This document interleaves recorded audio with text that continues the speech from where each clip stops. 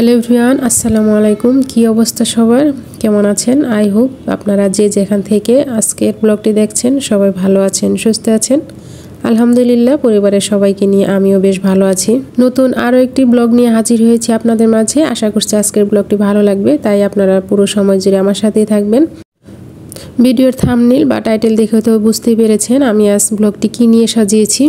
Dining রুমটা আমি কিভাবে গুছিয়েছি, ডাইনিং টেবিলটা নতুন একটা লুক ক্রিয়েট করেছি, তো সেটি আপনাদের সঙ্গে শেয়ার করব। আশা রাখছি ভালো লাগবে। তো শুরুতেই আপনাদের বলে দিচ্ছি, জানি না কে কে আপনারা আমার ব্লগটি দেখা শুরু করেছেন। প্লিজ যারা আপনারা ব্লগটি দেখা শুরু করেছেন একটা লাইক দিয়ে পুরো ভিডিও জুড়ে সাথেই থাকবেন।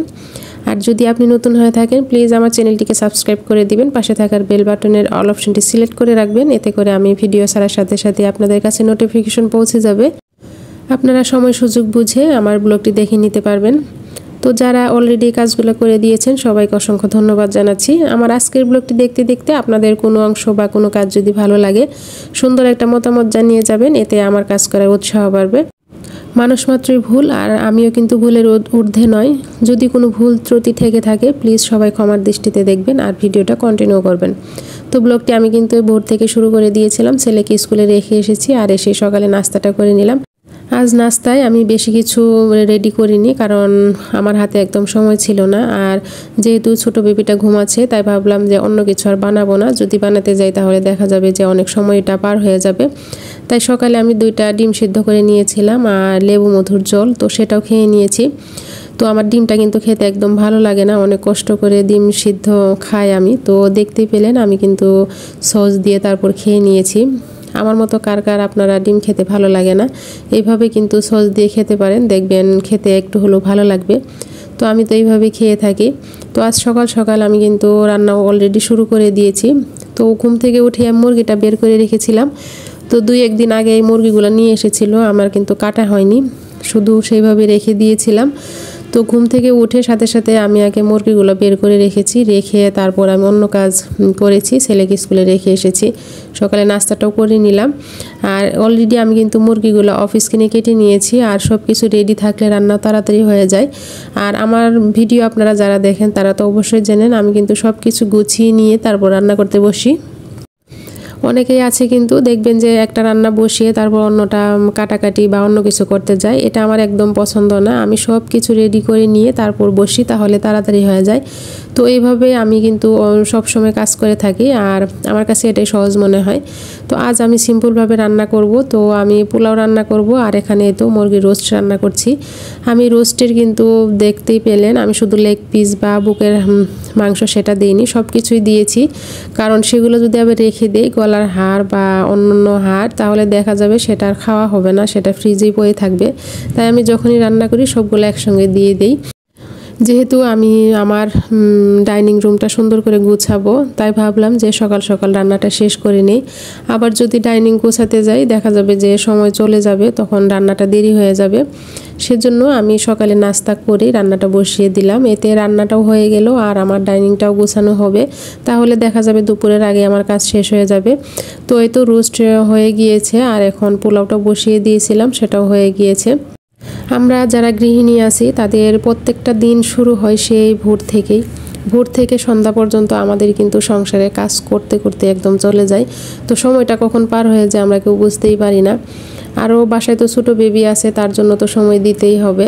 তো এটা কিন্তু আমি সব সময় প্রতিটা ব্লগে আপনাদের বলে থাকি যে সংসারে কাজ তারপর বাচ্চা সামলানো এটা কিন্তু খুবই একটা কঠিন কাজ, যারা আমরা করি তারা অবশ্যই জানি। তো যখনই আমি কোনো কাজ করতে যাই তখনই মনে হয় যে না, ক্যামেরাটা একটু অন করি, তাহলে ভিডিওটাও শ্যুট করা হবে, আমার কাজও হয়ে যাবে। এটা আমরা যারা ব্লগ করি বা ভিডিও করি তাদের মাথায় হয়তো সবসময় এটাই ঘুরে।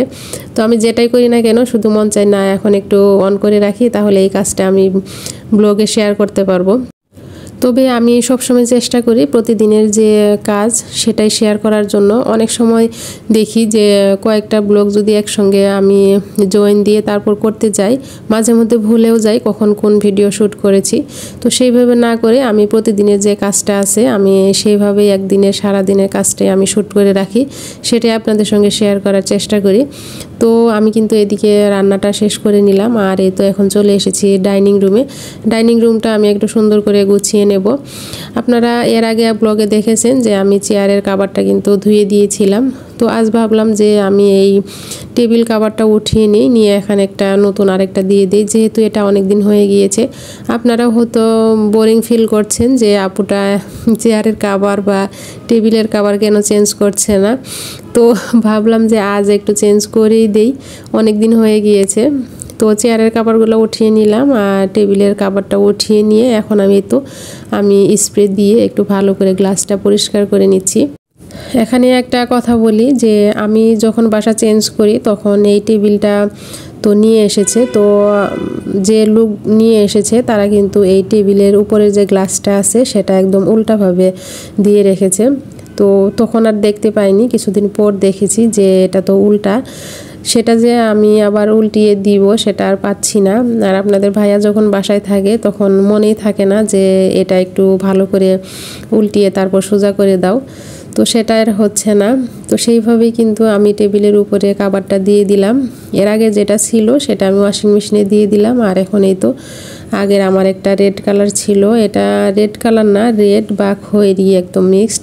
তো এই কালারটা আমি বিছিয়ে দিলাম। এই কভারটা আমি নিউ মার্কেট থেকে নিয়েছিলাম, মেবি আমার কাছে 900 বা 950 টাকা এরকম নিয়েছিল। তো কভারটা কিন্তু আমার কাছে বেশ পছন্দ হয়েছে, সেজন্য নিয়েছিলাম। আর এই তো উপরে যে রানার ছিল, রানারটাও আমি ধুয়ে দিয়েছি। আর এখানে আরও একটা নতুন রানার বিছিয়ে দিলাম। সব সময় যে নতুন জিনিস কিনে আমাদের রুম সাজাতে হবে বা ডেকোর করতে হবে সেটা কিন্তু না। আমাদের বাসায় যা থাকবে সেটাই দিয়ে যদি আমরা সুন্দর করে সাজিয়ে পরিপাটি করে রাখি, দেখতে কিন্তু খুবই ভালো লাগে। তো আমি কিন্তু অন্য যে নতুন কিছু দিয়ে সাজাবো সেটা না, আমার আগে যা ছিল সেটা দিয়ে সাজিয়ে নিলাম। তো অনেক দিন থেকে এই প্লেসমেন্টগুলো কিন্তু আমি ব্যবহার করিনি। আপনারা যারা আমার ব্লগ দেখেন তারা বুঝতে পারবেন যে একটা জিনিস আমি যখন ব্যবহার করি এরপর কিছুদিন আবার করি না, এরপর আবার সেটা করে দেই, তাহলে একটা নতুনের ছোঁয়া চলে আসে। তো আমি প্লেসমেন্টগুলো কিন্তু অনেক দিন থেকে ব্যবহার করিনি। আর এখন যেহেতু এই টেবিল রানারটা দিয়েছি আর টেবিলের কাপড়টাও চেঞ্জ করেছি, এখন নতুন একটা ছোঁয়া দিলাম। আমার আগে যে টেবিল প্লেসমেন্ট ছিল হুগলা পাতা, সেটা দিয়ে দিলাম। এখন কিন্তু দেখতেই পাচ্ছেন একটা নতুনের ছোঁয়া চলে এসেছে। অনেকেই যারা নতুন দেখবেন তারা হয়তো ভাববে যে না আপু নতুন একটা জিনিস দিয়ে সাজিয়েছে, সেটা কিন্তু না, আমার বাসায় যা ছিল আমি কিন্তু সেটা দিয়ে সাজিয়েছি। তো একটা জিনিস যদি কিছুদিন দেন এরপর একটু বিরতি দিলে সেটা একটা নতুনের ছোঁয়া চলে আসে। তো সেইভাবে আমি আমার ডাইনিংটা সাজিয়ে নিলাম। আগের যে বেতের ট্রেটা ছিল তো সেটা আমি টান দিয়ে রেখেছি, যেহেতু ডাইনিংয়ের উপরে আমি একটা নতুনের ছোঁয়া দিচ্ছি সেই জন্য বেতের ট্রেটা দিয়ে দিলাম। তো উপরে একটা মানি প্লান্ট দিয়ে দিয়েছি আর সাথে ওই তো আমার পছন্দের টিউলিপ ফুল সেগুলোও রেখে দিলাম। আর আমার এই যে এখানে মিররটা দেখতে পাচ্ছেন, এখানে কিন্তু এর আগে সানফ্লাওয়ার একটা বাইন দিয়ে দিয়েছিলাম, তো সেটা আমি ভালোভাবে লাগাইতে পারিনি, সেজন্য বারবার শুধু খুলে যাচ্ছিল। তো ভয়ে ছিলাম যদি গ্লাসটা না পড়ে যায়, সেজন্য সেটা আমি রেখে দিয়েছি। অন্য কোনো দিন সময় করে তারপর ভালোভাবে আমাকে সেটা লাগাইতে হবে। আর ভাইন লাগানো কিন্তু খুবই একটা কষ্টের কাজ, আমি যখন লাগিয়েছি তখন বুঝতে পেরেছি। তো সেটা আমি অন্য দিন লাগাবো। এখন আপাতত এখানে আমার একটা চেরি ফুল ছিল, তো সেটা এই মিররটাতে দিয়ে দিলাম, দেখতে কিন্তু বেশ ভালো লাগছে। আমার এই দেয়ালটা ফাঁকা ছিল, তারপর আমি এই তো মিরর দিয়েছি, এখানে একটা ওয়াল বোর্ড দিয়েছি। তো দেওয়াল ফাঁকা থাকলে কিন্তু দেখতে তেমন একটা ভালো লাগে না, যদি ছোটোখাটো কিছু ওয়ালবোর্ড দেওয়া যায় দেখতে কিন্তু সুন্দর লাগে। আমার অনেক দিনের ইচ্ছা ছিল যে আমি ডাইনিং হোক বা ড্রয়িং রুমে হোক একটা টি কর্নার সেট করব, তো সেটা কবে করতে পারবো জানি না। এখন আপাতত আমার যা আছে সেটা দিয়ে একটু চেষ্টা করছি এখানে একটা টি কর্নার সেট করার, যেহেতু ডাইনিংয়ের এই পাশে স্পেস আছে একটু আর ফ্রিজের পাশে। তো ভাবলাম এখানে আমি একটা টেবিল দিয়ে তার উপরে কাপড় দিয়ে এখানে টি স্টেশন বানিয়ে নেই। তো আমার কিন্তু অনেক দিনের ইচ্ছা, এখন কবে পূরণ করতে পারবো জানি না।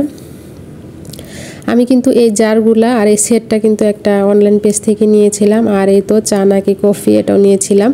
তখন আমি দুইটা অর্গানাইজার নিয়েছিলাম, তো সেখানে আমাকে এই চা নাকি কফি লেখাটা দুইটা দিয়েছিল, ফ্রি দিয়েছিল, তবে এখন নাকি আবার কিনে নিতে হয় 80 টাকা দিয়ে। তো এটা কিন্তু ভেঙেও গিয়েছে, চারটার মতো ভেঙে গিয়েছে, আমার ছেলেটা ভেঙে ফেলেছে।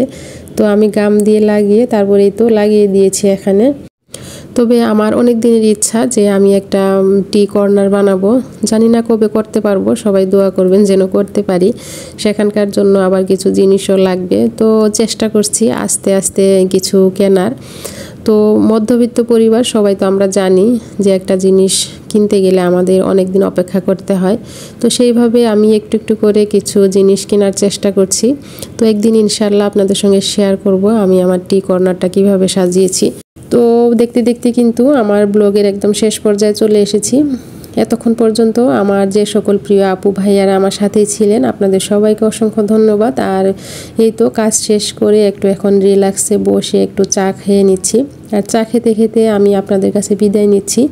নেক্সট ভিডিওতে আপনাদের সঙ্গে আবারও দেখা হবে। ততক্ষণ পর্যন্ত সবাই ভালো থাকবেন, সুস্থ থাকবেন। আসসালামু আলাইকুম, আল্লাহ হাফেজ।